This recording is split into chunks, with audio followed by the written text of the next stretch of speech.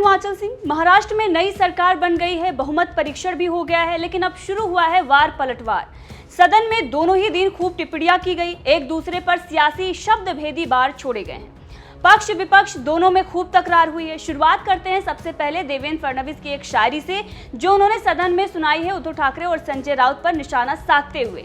दुनिया के सारे शौक पाले नहीं जाते, दुनिया के सारे शौक पाले नहीं जाते, कांच के खिलौने हवा में उछाले नहीं जाते।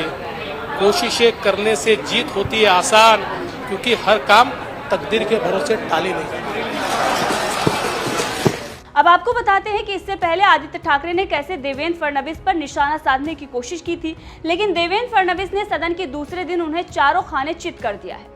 शिवसेना विधायक आदित्य ठाकरे ने कहा था कि हमने देवेंद्र फडणवीस को 2.5 साल के लिए सीएम पद के लिए कहा था। यदि वो इसके लिए सहमत होते तो ये स्थिति नहीं आती और शायद अब सीएम भी बदल जाता, क्योंकि 2.5 वर्ष पहले ही बीत चुके हैं।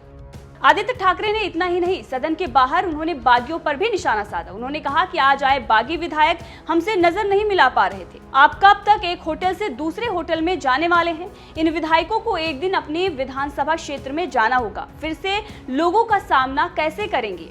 और यही बयान संजय राउत भी दे रहे हैं। लेकिन देवेंद्र फडणवीस ने कैसे इन लोगों का मुंह बंद किया है, वो आपको बताते हैं।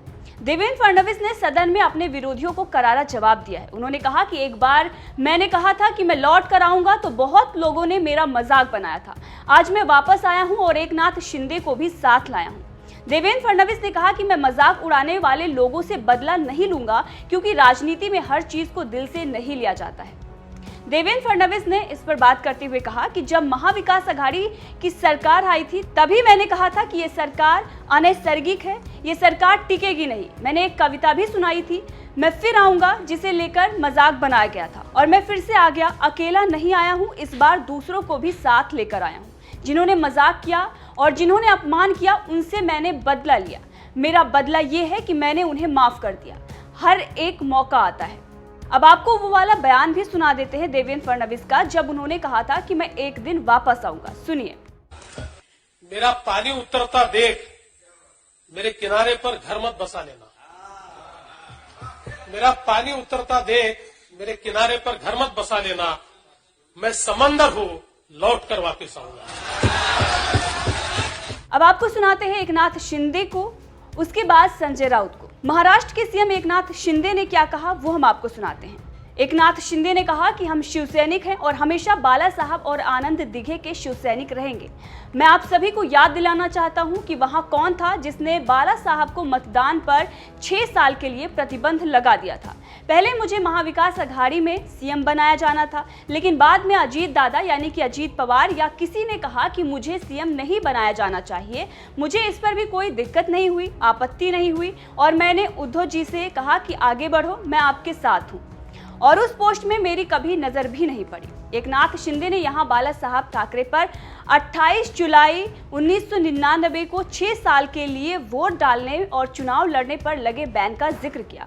तो आपको बता दें कि बाला साहब के बयानों की वजह से उन पर बैन लग गया था। जी हाँ, और सबसे ज्यादा बवाल मचा था देश के मुसलमानों पर दिए गए उनके बयान पर। उन्होंने एक बयान दिया था और कहा था कि मुसलमान कैंसर की तरह फैल रहे हैं और इनका इलाज भी कैंसर की तरह होना चाहिए। देश को मुसलमानों से आज़ाद कराने की ज़रूरत है और पुलिस को हिंदुओं की ऐसी ही मदद करनी चाहिए जैसे पंजाब में पुलिस ने खालिस्तानियों की मदद की थी।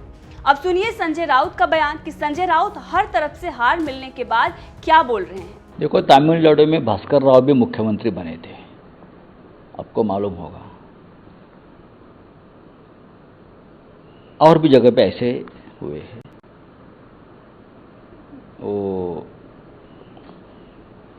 उड़ीसा में भी इस प्रकार की घटनाएं हुई है। राजनीति में सब खेल चलता है। शिवसेना केडर बेस पार्टी है, कार्यकर्ताओं की पार्टी है। जमीन से जुड़े हुए लाखों शिवसैनिक की हमारी ताकत है। विधायक सांसद है, हमारी ताकत कभी नहीं रही। कुछ लोग चले गए, अब उनका भाग्य क्या है वो देखेंगे। पार्टी काम करेगी, वापस विधायक और सांसद को चुनकर लेके आएगी। जिस तरह से पार्टी को तोड़ने का प्रयास किया है, ये बदले की भावना से हुआ है। आपने मुख्यमंत्री किसको बनाया? एकनाथ शिंदे जी, जो शिवसेना से जुड़े हुए थे।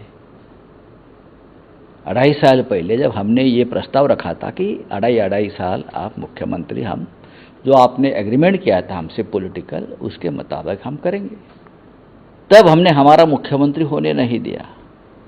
लेकिन आप क्या है, ये खेल समझ लीजिए। तो आपको पार्टी को तोड़ना ही था, पार्टी को कमज़ोर करना था। लेकिन कोई भी पार्टी इस प्रकार से कमज़ोर नहीं होती। हमारी पार्टी का ऑक्सीजन सत्ता नहीं है, पावर नहीं है कि पावर है, सत्ता है इसलिए पार्टी है, ऐसा नहीं है। पार्टी है इसलिए सत्ता आती है, पावर आती है। पार्टी में लोग आते हैं चले जाते हैं, ये हर पार्टी का एक कार्यक्रम हमेशा चलता है, करेक्ट। हमारे लोग भी चले गए हैं, लेकिन ये सब लोग चुनकर कैसे आएंगे वापस? ये तो शिवसेना के नाम से हमारे लोगों के मेहनत से चुनकर आए थे, और अब कोई प्रलोभन है, कोई दबाव है एजेंसी का, तो चले गए। ये टेम्पररी अरेंजमेंट्स। लेकिन हमारी पार्टी फिर एक बार खड़ी, खत्म नहीं होगी, फिर एक बार हम काम शुरू करेंगे, गांव-गांव में जाएंगे, कार्यकर्ताओं से मिलेंगे।